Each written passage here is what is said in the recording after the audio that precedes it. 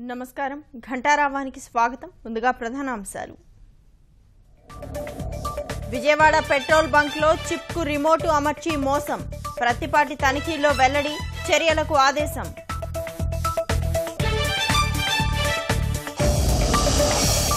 ప్రకాశం జిల్లా ఈర్లకొండలో గ్రానైట్ బండపడి ముగ్గురు మృతి రాయి వెలికి తీస్తున్న సమయంలో ప్రమాదం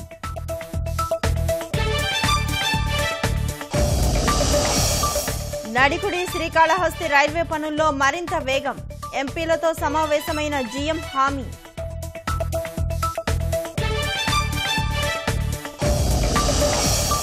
అనంతపురం జిల్లాలో పండ్ల తోటలకు కరవు కాటు పెట్టుబడులు బూడిదలో పోసిన పన్నీరైందని రైతుల ఆవేదన